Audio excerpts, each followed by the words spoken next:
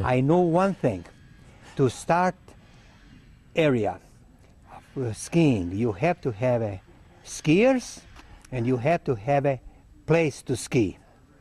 So we found out with Ted and myself that the Ranchudo would be ideal. Plus you have it around the Traverse City, many areas for cross-country skiing, but has to be developed. So we needed people to ski.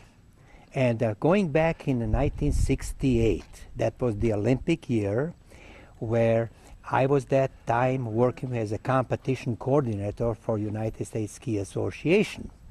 And a regional office was in Traverse City, but everybody was talking about downhill skiing. We would ski after school, and we'd ski all the way to Ranch Rudolph. Without a trail system in place, that was quite a challenge. And we would take a compass and take a teams. And that time we would call teams like a blue team, red team, white team, and so forth, and have either 4 or 5 people on a team. And with the compass, we leave a holiday ski area, and we will go to ski and finish at Ranch Rudolph. Basically, they bribed us by offering us a free chicken dinner. Ted Okerstrom was owner of Ranch Rudolph at that point. And they bribed us with free chicken dinner at the end of it. Some people got lost. They went all the way to Kalkaska. And when we finished over there, everybody had like a fried chicken dinner. Well, by the time we rolled in at 8 o'clock at night, literally our hands just frozen, not knowing where we were going, kind of trying to find a trail system again that didn't exist, but trying to tie it in with what was out there. That was truly the absolute beginning of it. We got in touch with Tony Wise because we thought we were going to we thought it might be a good idea to have a Birkebeiner over here. He said, "You're Swedish, why don't you have a Swedish race?" And I said, "Tony, what are you talking about?" And he said, "Well, I'm Norwegian and I got the Birkebeiner. Why don't you have the Swedish race, and that's a VASA Lopet?" And it was Tony Wise who actually named our race. The early ones were adventures. We had the first VASA race in 1977 winter, and we had the 241 skiers there, and all started because of Ted having Park Place. He housed the people. They put them up in the Park Place Hotel and fed them, and they brought bronze medalist Franco None from Italy. Ted was very good businessman. He was having to run still his business, and yet he gave his arm for the cross-country skiing and the VASA success, because you could see that for the next 5 years after 77 start, we were getting people who were on a national team. There was guys on the U.S. ski team, Mike Gallagher, who some people would know as being the U.S. ski team coach in the 80s.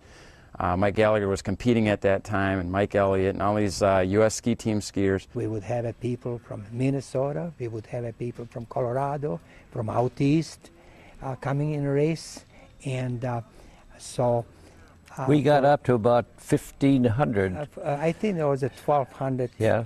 1,280. Maybe it was the next number. year we were supposed to have 1,500. Yeah, but anyway, close, very yeah. good turn, because every year was going more and more people. We had to import our first load of skis in here, and also ski boots, and the boots came from Japan. They were rubber boots, squared toes, you know, holes in the bottom to accommodate the bindings, and but that's the way we started out in the rental business. But to see that level of skier out there, that at 8 years old, I thought this is pretty neat. I didn't ask my dad to go downhill skiing very much after that. I pretty much thought, yeah, this is what I want to do. It took quite a few races of the VASA before we actually got some mechanical equipment to put in some good tracks. Otherwise, we made tracks. We had a lot of problems in in finding a course every year, because property ownership changed a lot during the process of developing our race courses, and so each year we're never certain, and neither were the skiers ever certain of what the course would be. Half of the skiers missed that turn to cross the dam and went down the railroad tracks. And I thought I was going to be sued by a couple of lawyers from down south. They had just bought new skis to race this race, and they said we were forced to go down the tracks, and we couldn't imagine you building a trail down the center of the tracks leading into Traverse City. And I said, I didn't. The skiers in front of you built that trail. And for somehow or other, the point people that were supposed to be at that turn were not there, didn't show up, and so the tracks then were once set by the party that went down the tracks.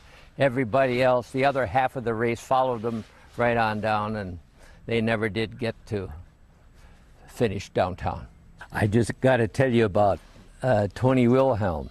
He's the only one that got out of the tracks and skied by himself alongside of the tracks, you know, and wasn't wet at all. Got over, finished the race.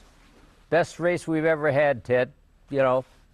And then, and everybody else kept slugging it out in the tracks across the lake, and they're up over their ankles by the time the last one.